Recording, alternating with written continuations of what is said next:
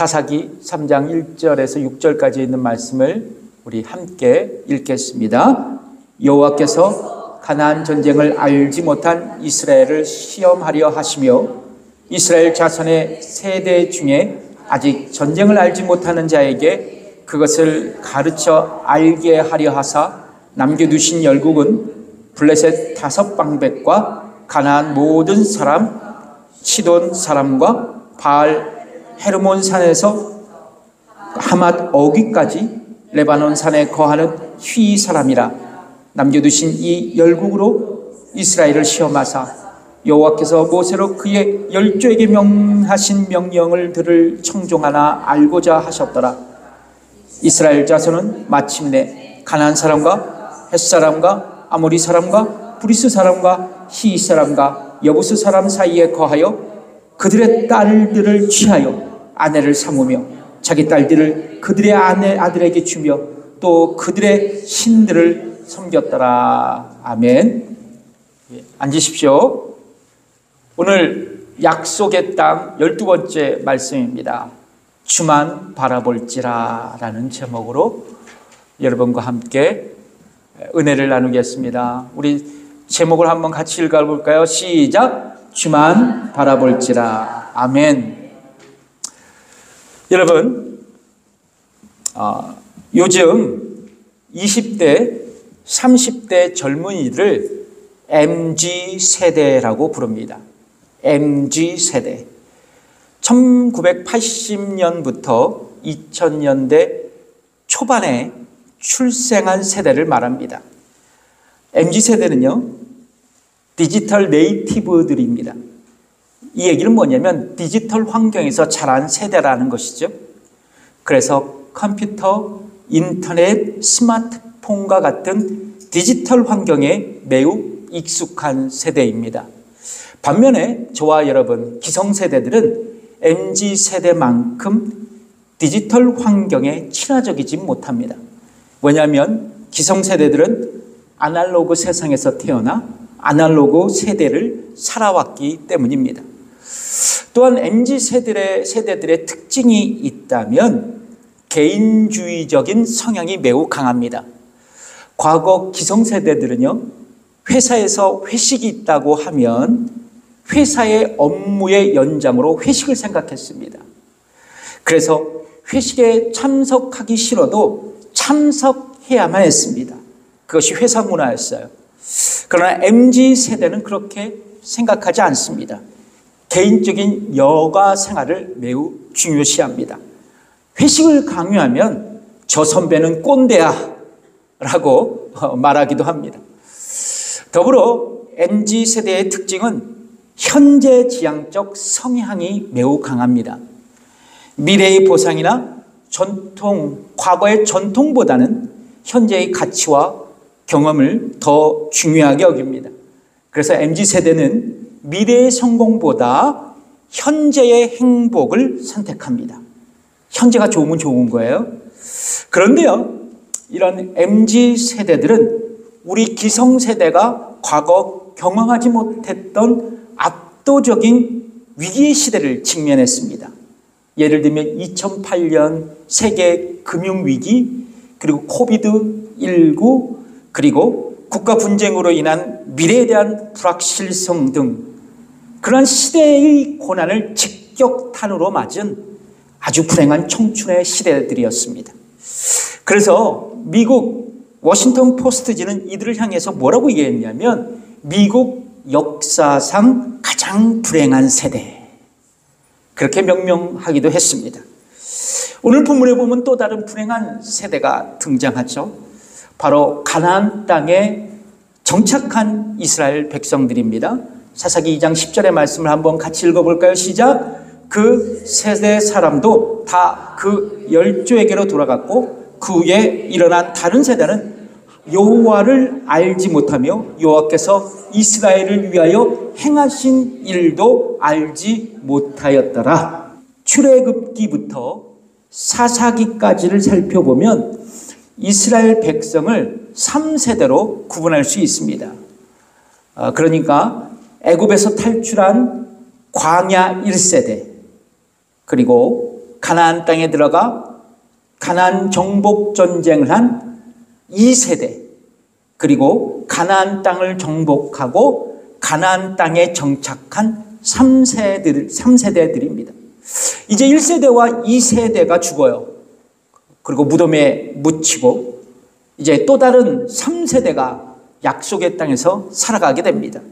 그런데 흥미로운 것은요, 약속의 땅에 정착한 3세대 이스라엘 백성을 향한 성경의 평가입니다. 매우 부정적이에요.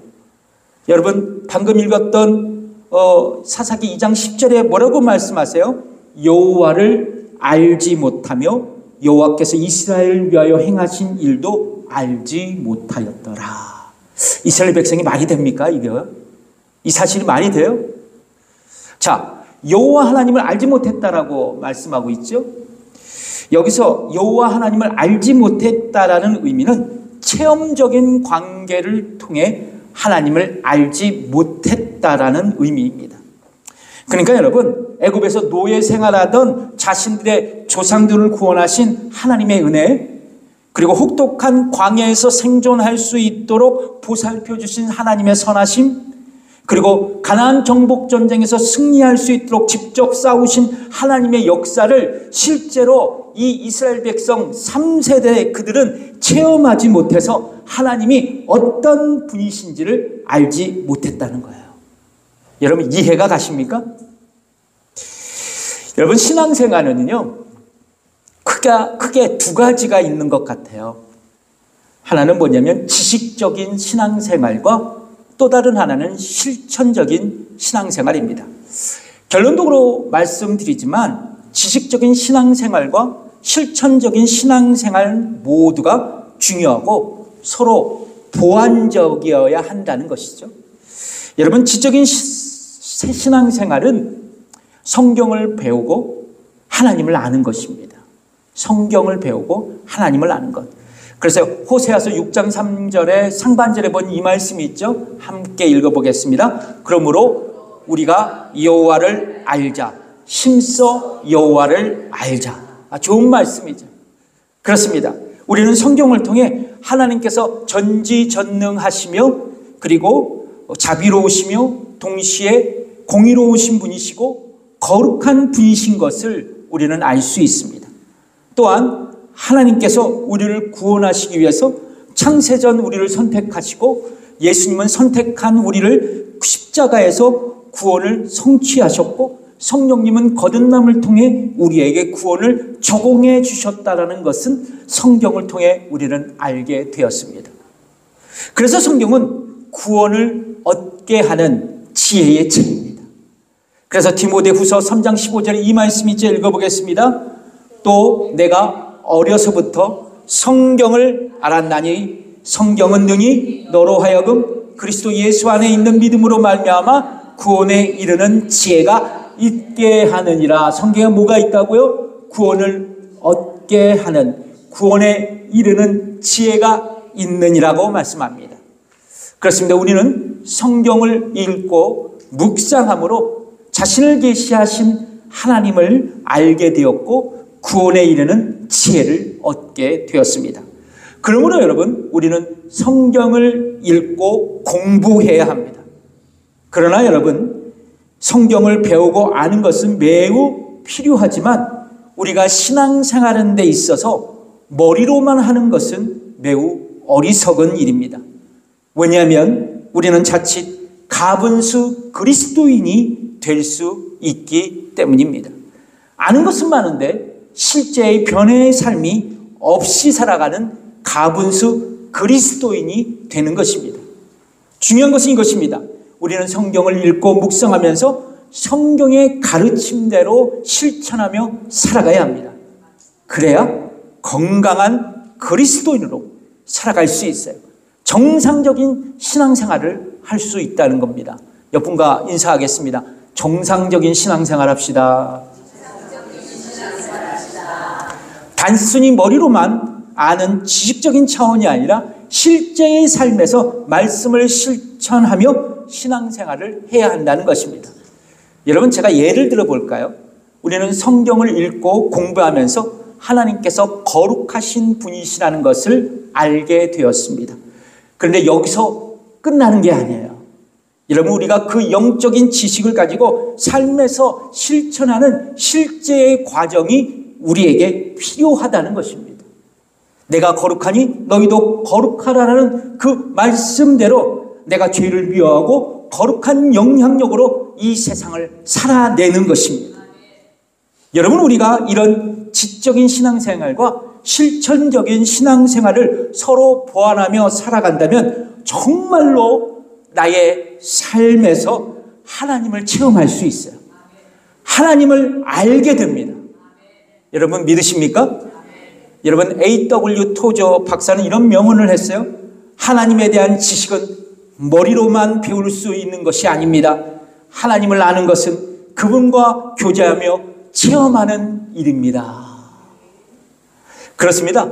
우리는 지적인 신앙생활과 실천적인 신앙생활을 통해 체험적인 신앙생활을 하면서 하나님과의 친밀한 영적 관계에서 교제하며 살아가는 것입니다.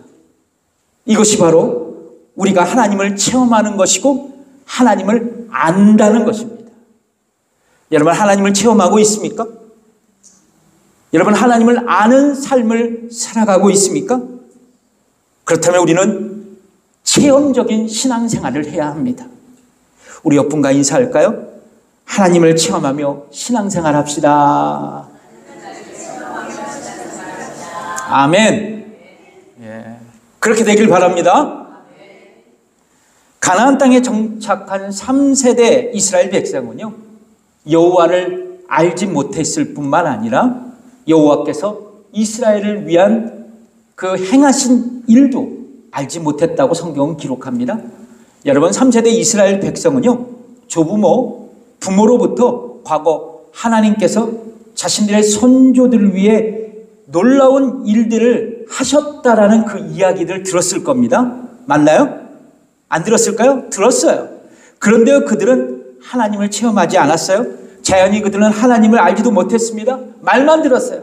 그래서 앞선 세대로부터 하나님의 역사하심을 대해서도 들었지만 자신들과는 전혀 상관이 없는 옛날의 레전드로 여기면서 실제의 삶에서 하나님을 신앙하지 않았던 거예요. 여러분, 이 이야기는 남의 이야기가 아닙니다. 잘 생각해 보세요. 저와 여러분의 얘기고 우리의 이야기예요. 여러분, 믿겠습니다? 나의 자녀는 지금 현재 예수님을 믿고 있습니까? 나의 자녀는 지금 예수님을 구원자로, 주님으로 고백한 그리스도인입니까? 나의 자녀는 신실한 그리스도인으로서 성경을 읽어가며 실천하는, 그야말로 하나님을 체험하며 살아가는 신앙인으로 살아가고 있습니까? 자신 있게 대답하실 수 있어요? 여러분, 미국의 권위 있는 여론조사 기관인 퓨 리서치라는 설문조사 기관이 있습니다. 그 설문조사의 결과에 따르면 요즘 젊은 세대들 약 25%만이 월 1회 이상 교회를 출석한다고 합니다. 그리고 43%가, 놀라운 것은 하나님의 존재를 부정하는 무신론자로서 이 세상을 살아간다고 그렇게 보고하고 있습니다. 여러분, 암담하죠. 미래가 암담합니다. 중요한 것은 이것입니다. 우리는 이런 아분한 현실 속에서 우리의 자녀들에게 신앙을 전수할 수 있어야 합니다. 그럼 어떻게 우리는 자녀들에게 신앙을 전수할 수 있을까요? 어떤 분은 이런 얘기를 해요. 이런 말을 하실 수도 있습니다. 다 큰 애들이 뭐 부모 말 듣겠냐고 말이죠. 또 손주들이 늙은이 말을 하면 잔소리로 듣는다고 말이죠. 그런 얘기를 할 수 있습니다. 예, 맞아요. 요즘 어른 말을 귀담아 듣는 젊은 세대들이 몇이나 되겠습니까? 그렇죠? 많지 않아요. 예, 그런데요, 여러분, 말로 자녀와 손주들을 가르치라는 게 아니에요. 여러분, 삶으로 보여주라는 겁니다. 말은 안 돼요. 요즘 애들한테는. 삶으로 보여주라는 거예요. 여러분, 진정한 신앙 전수는요, 삶을 모범으로 보여주며 가르치는 것입니다. 예수님도 제자 훈련을 하실 때요, 삶의 모범으로 가르치셨거든요. 여러분, 도자기 명인들이요, 제자들을 가르칠 때요, 명인들은 제자들로 하여금 스승이 도자기를 빚는 모습을 계속 관찰하게 합니다. 보고 배우게 해요. 여러분, 부모님들한테 음식 배우는 분들 있잖아요. 그래서 음식 잘하는 부모님 밑에, 엄마 밑에는 음식 잘하는 자녀가 있어요. 여러분, 어떻게 배우셨나요? 어떻게 배우셨어요? 음식 재료는 몇 그램, 그리고 양념은 몇 그램, 그리고 조리하는데 몇 분, 뭐 이렇게 체계적으로 배우셨나요? 아니죠? 부모님이 부엌에서 음식하는 걸 보고 어깨너머로 이렇게 보았습니다. 어깨너머로 배웠잖아요. 맞습니다. 여러분, 성인이 된 자녀와 손주들에게 어떻게 신앙 전수를 할 수 있냐면 은혜스럽게 하는 나의 신앙생활의 뒷모습을 보여줄 수 있어야 돼요. 그렇죠? 어떻게요? 매주일 교회 가는 모습, 그리고 기도하는 어머니의 모습, 성경 읽는 부모의 모습, 그리고 선하게 살아가는 모습, 또 늘 격려와 칭찬을 아끼지 않는 모습, 사랑으로 품어주는 모습, 그런 모습을 보고 아이들은 배울 수 있다는 거예요. 요즘 미국에는요, 젊은 조부모들이 증가하고 있다고 그럽니다. 젊은 할아버지 할머니들이 많이 생겨난다 그래요. 뭐 여러 가지 사회적인 요인이 있습니다. 그래서 미국에서는요, 젊은 조부모들이 손주 교육에 대한 관심이 매우 높아지고 있어요. 참 특이한 현상이죠. 이것을 조선교육이라 그래요. 조선교육. 영어로 그랜드 페어런팅이라고 합니다. 그랜드 페어런팅. 말도 참 재밌게 졌죠. 그렇다면 어떻게 어린 손주들에게 조부모들이 신앙 전수를 할 수 있을까? 제 기억으로는 옛날에는요, 조부모들이, 할아버지 할머니들이 손주들을 어디서 키웠는지 아세요? 무릎에서 키웠어요. 무릎에서. 이게 대가족 제도에서 살아셨다면 그렇게 아마 잘하셨을 거예요. 저도 할아버지 할머니의 무릎에서 자랐습니다. 뭐 어떤 할아버지 할머니들은 담배를 뻐끔뻐끔 피면서 오늘의 운수를 보게 화투를 다 치는 분들도 있지만, 여러분, 대부분의 조부모들은 과거 안방에서 어린 손주들을 신체적, 심리적, 인격적 차원에서 돌보고 일상적인 지식을 전수하면서 함께 놀아주면서 옛날 동요도 불러주고 옛날 이야기를 들려주면서 무릎으로 교육을 시켰어요. 맞습니까? 예, 마찬가지입니다. 믿음의 조부모들은 손주들 무릎 위에 올려놓고 그냥 마냥 예뻐서 문지르고 만지고 뽀뽀하고 이러는 게 아니라요, 손을 얹고 기도해주고 성경 말씀 읽어주고 찬양도 불러주고 칭찬하고 격려하고 손주들을 사랑으로 대할 수 있어야 된다는 것이요. 이것이 신앙 전수의 방편이 되는 겁니다. 어려운 게 아니에요. 나의 삶을 보여주는 겁니다. 사랑하는 성도 여러분, 나의 자녀, 나의 손주들에게 신앙 전수를 하는 것은 단순히 조부모의 의무가 아닙니다. 여러분, 부모와 조부모들의 선교적 사명이에요. 선교적 사명. 이것을 기억해야 돼요. 그런데 여러분, 이스라엘 백성은 이런 자녀 교육에 실패했어요. 그래서 제3세대 이스라엘 백성은 하나님을 알지 못하게 되었던 거예요. 자, 3세대 이스라엘 백성들은 하나님을 알지 못하고 이제 자신의 뜻과 소견대로 살아갑니다. 마침내 그들은 가나안 족속을 진멸하라는 하나님의 명령을 불순종하죠. 그리고 가나안 땅에 살아가는 원주민들을 완전히 가나안 땅에서 쫓아내지 못합니다. 그리고 그들은 오히려 가나안 족속과 통혼하면서 결과적으로 그들이 섬기고 있었던 가나안 신들을 예배하게 돼요. 그게 오늘 본문의 사사기 3장 5절에서 6절까지 있는 말씀입니다. 한번 읽어볼까요? 시작! 이스라엘 자손은 마침내 가나안 사람과 헷 사람과 아모리 사람과 브리스 사람과 히위 사람과 여부스 사람 사이에 거하여 그들을 딸들을 취하여 아내를 삼으며 자기 딸들을 그들의 아들에게 주며 또 그들의 신을 섬겼더라. 결국 우상을 섬긴 이스라엘 백성에게 하나님은 가나안 땅에 정착한 그들을 징계하십니다. 근데 아이러니하게도요, 하나님은 이스라엘 백성이 쫓아내지 않았던 그 땅의 사람들을 도구로 삼으셔서 이스라엘 백성들에게 전쟁의 고통을 안겨다 주십니다. 사사기 3장 3절에 보면 이스라엘 백성과 전쟁을 벌인 사람들의 명단이 기록되어 있어요. 오늘 우리가 읽은 본문의 말씀이죠. 그들은 블레셋 사람들, 가나안 사람들, 시돈 사람들, 히윗 사람들입니다. 특별히 블레셋 사람들은요, 기원전 11세기에서 12세기에 소아시아와 지중해 연안에 살던 사람들이었는데요, 가나안 지역으로 이주해온 바닷가 사람들이었어요. 어떤 분들은 그래요, 회적대들이었다고 얘기를 합니다. 모르겠어요.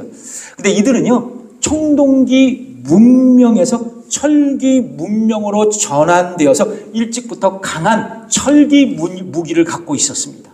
싸움도 잘해요. 전쟁도 잘하는 사람들입니다.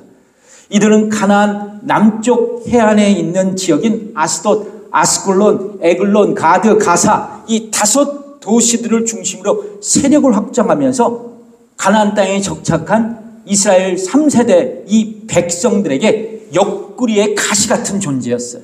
하나님께서 그렇게 만드셨다 그랬잖아요. 옆구리의 가시 같은 존재가 되었습니다. 중요한 것은 하나님께서 당신을 배신한 이스라엘 백성을 징계하시기 위해 가나안 사람들을 도구로 사용하셨다는 점입니다. 그렇다면 여러분, 하나님은 이스라엘 백성을 징계하신 그 목적이 뭘까요? 어떤 목적을 갖고 이스라엘 백성을 징계하셨을까요? 사사기 3장 1절에 있는 말씀을 읽어볼까요? 시작. 여호와께서 가나안 전쟁을 알지 못한 이스라엘을 시험하려 하시며.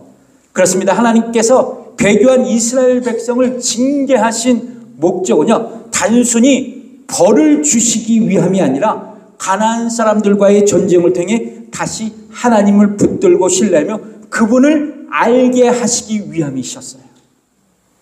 즉 고난을 통해 그들의 신앙을 다시 세우시고 당신과의 관계를 회복시키기 위한 교육적 목적의 징계였다라는 것입니다. 여러분, 우리의 인생을 돌아보면 행복도 있고 재미도 있었습니다. 흥분도 있었어요. 그러나 잘 살펴보면 고통의 연속이었습니다. 그래서 누군가는 산다는 것은 고통이라는 것으로 얘기한 적이 있어요. 그래서 여러분, 고난에는 아무도 예외가 없죠. 이것을 고난의 보편성이라 그래요. 그렇다면 왜 우리에게 하나님은 고난을 허용하셨을까? 성경에 보면 욥이라는 인물이 등장하죠. 여러분, 우리는 욥의 고난을 통해 저와 여러분의 고난을 해석할 수 있어요. 욥은요, 하나님을 경외하며 악에서 떠난 사람이었습니다. 즉 욥은 신앙적으로 윤리적으로 분리되지 않았던 사람이었어요. 그야말로 하나님께 신실한 하나님의 자녀로 살아갔습니다. 욥은 경제적으로도 부유했어요. 그런데요, 이 신앙적고 부유한 욥에게 어느 날 충격적인 고난이 찾아왔습니다. 자녀들이 하루아침에 태풍으로 집이 무너서 죽고 말았어요. 몰살됩니다. 또 약탈자로부터 자신의 모든 재산을 빼앗겨요. 그리고 그 아내까지 그를 저주하며 도망가 버립니다. 결국 욥은 건강마저도 잃게 돼요. 우리는 욥의 고난을 바라보면서 왜 하나님은 의인인 욥에게 고난을 허용하셨을까라는 질문을 합니다. 아무리 들여다봐도 하나님께 만사형통의 삶을 걸어갈 자에게 왜 하나님은 고난을 허용하셨을까? 여러분, 직접 고난을 경험한 욥의 고백을 한번 들어보실까요? 욥기 23장 10절의 말씀입니다. 읽어보겠습니다. 나의 가는 길을 오직 그가 아시나니 그가 나를 단련하신 후에 내가 정금같이 나오리라. 아멘이십니까? 욥은 이렇게 말했어요. 내가 지금 고난 가운데 있고 내가 어떤 이유로 고난을 받는지 정확한 이유는 알 수 없지만 분명한 것은 이 고난을 통해 하나님은 나를 다듬고 훈련하셔서 더욱 내가 순결하고 진실된 믿음으로 가진 사람으로 살아갈 수 있도록 나를 세우신다고 말입니다. 이것이 욥의 고백이었어요. 그렇습니다. 욥의 고난은 우리가 직면하는 삶의 고난을 해명하는 기준점으로 우리는 삼아야 합니다. 그것은 바로 우리가 당하는 고난을 통해 하나님은 저와 여러분의 믿음을 강화시키시고 당신의 자녀로서 온전한 믿음으로 살아갈 수 있도록, 이 땅에서 살아갈 수 있도록 훈련하신다는 것입니다. 그래서 야고보서 1장 2절에서 4절까지의 말씀을 우리에게 주께서 주고 계시거든요. 읽어보겠습니다. 내 형제들아, 너희가 여러 가지 시험을 만나거든 온전히 기쁘게 여기라. 이는 너희 믿음의 시련에 인내를 만들어내는 줄 너희가 알미라. 인내를 온전히 이루라. 이는 너희로 온전하고 구비하여 조금도 부족함이 없게 하려 함이라. 부족함이 없게 하시기 위해서 우리를 훈련시키신다. 하나님은 우리를 훈련시키십니다. 아비의 마음으로 우리를 훈련시키십니다. 당신의 자녀로 더 성장하도록, 더 성숙하도록 하나님은 우리를 고난이라는 도구로 훈련시키십니다. 그러므로 나에게 고난은 하나님의 또 다른 축복입니다. 그런데 여러분, 고난 그러면 솔직히 말하세요. 누구나 자신의 삶에서 비껴가기를 원합니다. 맞나요? 웬만하면 당하기 싫어. 저도 마찬가지예요. 웬만하면 당하기 싫어. 한국교회에서는요, 송구 영신 예배 때 새해를 맞이하기 위해서 성경 구절 카드를 뽑는 시간을 갖습니다. 우리 교회도 매년 하는데요. 근데 가끔 자신이 뽑은 성경 구절에 적힌 성경 말씀을 확인하러 마음에 안 들어서 다시 바구니에 집어넣고 다시 다른 카드를 뽑는 분들이 간혹 있어요. 이런 구절입니다. 로마서 5장 3절에서 4절 말씀 읽어보겠습니다. 시작. 다만 이뿐 아니라 우리가 환난 중에도 즐거워하나니 이는 환난은 인내를, 인내는 연단을, 연단은 소망을 이루는 줄 알미로라. 이런 구절을 뽑으면 올해 나에게 고난이 온다는 불길한 예감을 갖게 되고 다른 성경 구절을 다 이렇게 카드를 뽑습니다. 저는요, 신앙인이 고난을 바라보는 시각을 세 가지로 나누어서 생각해 볼 수 있어요. 고난을 어떻게 바라보느냐라는 것이죠. 첫째는 인과응보라는 시각으로 바라봐요. 인과응보. 여러분, 인과응보가 뭐죠? 원인이 있으면 결과가 있다는 거죠. 그러니까 뭐냐면 좋은 일에는 좋은 결과를 내고 나쁜 일에는 나쁜 결과를 따른다는 겁니다. 그래서 내가 겪는 고난의 이유는 자신이 고난을 겪을 수밖에 없는 좋지 못한 일을 내가 했기 때문이라고 생각하는 거예요.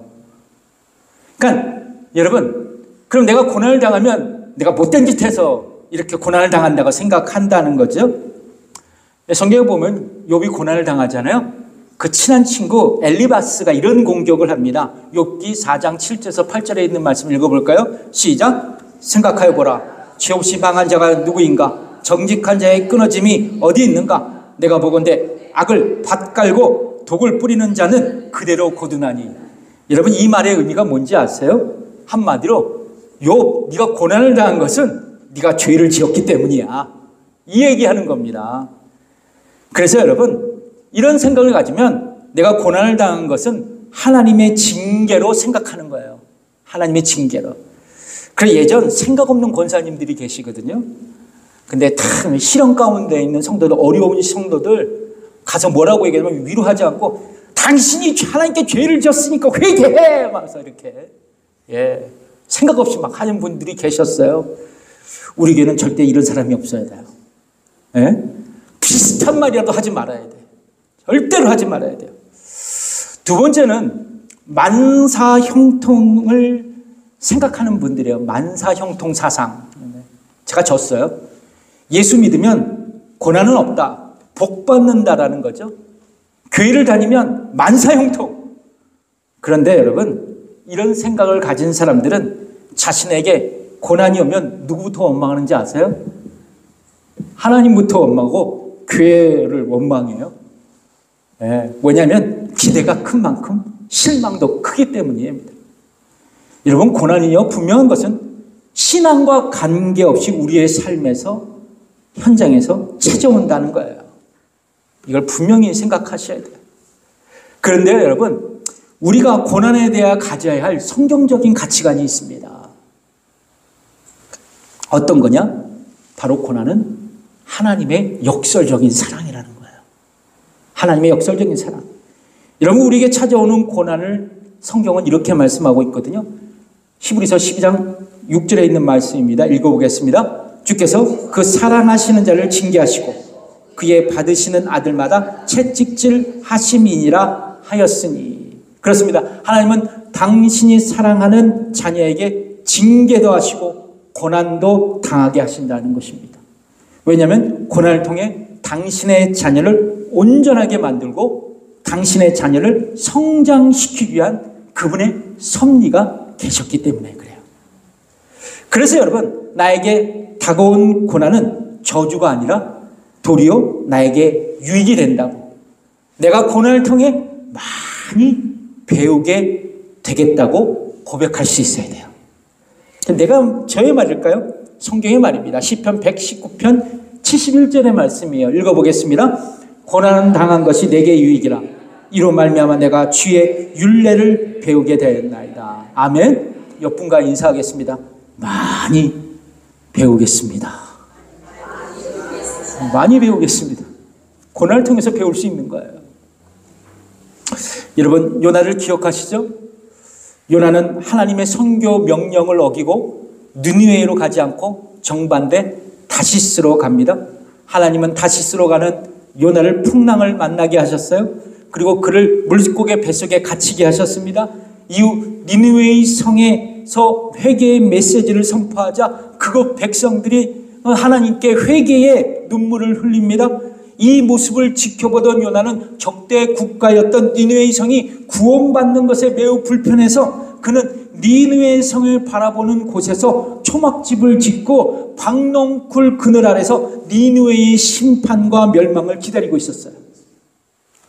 자, 근데 흥미로운 것은 이튿날 새벽에 하나님은 벌레를 동원하셔서 그 박넝쿨을 갉아먹게 하셨을 뿐만 아니라 뜨거운 동풍을 몰아치게 하셔서 무더위로 요나를 정신을 잃게 만드십니다. 더위 때문에 죽기를 구하는 요나에게 하나님은 이렇게 말씀하세요. 요나서 4장 10절에서 11절 말씀을 같이 읽어보겠습니다. 시작. 여호와께서 가라사대 내가 수고도 아니하였고 배양도 아니하였고 하룻밤에 났다가 하룻밤에 망한 이 박넝쿨을 내가 아꼈거든. 하물며 이 큰 성읍 니느웨에는 좌우를 분변치 못하는 자가 12만 명이요 육축도 많이 있나니 내가 아끼는 것이 어찌 합당치 아니하야. 하나님은 요나에게 당신의 선교 비전에 동참할 수 있도록 박넝쿨 고난을 허용하셨고 그를 고난을 통해 레슨하셨어요. 그렇습니다. 요나의 고난의 시간은 하나님의 부르심이었고 그분의 역설적인 사랑이었어요. 그리고 그는 그 고난은 그를 위대한 선교사로 훈련시켰던 것입니다. 이 시점에서 우리는 또 다른 영적인 레슨을 뽑을 수 있어야 돼요. 고난을 맞이하는 태도입니다. 고난을 맞이하는 태도. 여러분, 요나는 물고기 뱃속에 갇히면서 뭐 했어요? 뭐 했나요? 3일 밤 3일 낮을 기도했다라는 것이죠. 여러분, 고난을 하나님의 역설적인 사랑이라는 것을 알고 나에게 다가온 고난에도 감사하며 그 고난을 극복하면서 내가 훈련받는 것도 중요하지만 고난 중에 하나님께 부르짖고 기도할 수 있는 것도 매우 중요해요. 이거는 고난에 대한 적극적인 우리의 태도가 될 수 있어야 돼요. 여러분, 성경에 보면 에브라임 사람 엘가나에게는 두 명의 와이프가 있었어요. 하나는 한나와 또 하나는 분인나였습니다. 여러분, 분인나는 자식이 있었어요. 그러나 한나는 자식이 없었습니다. 남편 엘가나는 무자한 한나를 불쌍히 여기면서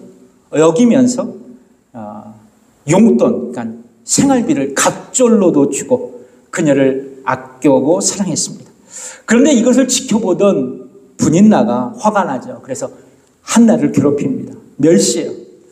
한나는요, 괴로움 중에, 고난 중에 실로에 있는 하나님의 전에 올라가서 통곡을 하며 기도합니다. 통곡을 하며 기도해요. 여러분, 고난을 맞이할 때 여러분들은 어떻게 반응하세요? 요나처럼 배 밑창에서 뒤집어서 잠만 콜콜 자고 계십니까? 안방에서 이불 뒤집어 쓰고 그냥 버티고 계세요? 신세 타령해요? 하나님 탓하십니까? 교회 탓합니까? 남의 탓해요? 성경은요, 우리에게 하나님 바라보고 기도하라고 가르치고 있습니다. 성경은요, 의인이 부르짖음에 여호와께서 들으시고 모든 환난에서 건지신다고 말씀하고 있어요. 여러분, 시편 34편 17절에 이 말씀을 하고 있거든요. 읽어보겠습니다. 의인이 외침에 여호와께서 들으시고 저희의 모든 환난에서 건지셨도다. 아멘이십니까? 그러면 여러분, 나에게 어려운 일이 다가오고 고난이 찾아오면 누구를 바라봐야 돼요? 하나님을 바라봐야 돼요. 주를 바라볼지라. 기도로 나가야 돼요. 그리고 인생의 문제와 고난을 하나님께 맡겨드려야 돼요. 맡겨드려야 돼요. 그리고 하나님의 응답을 기다릴 수 있어야 돼요. 여러분, 이게 하나님을 체험하는 신앙생활이에요. 하나님을 체험하는 신앙생활. 우리 마지막 옆분과 인사하겠습니다. 하나님을 체험하는 신앙생활 합시다. 기도하겠습니다.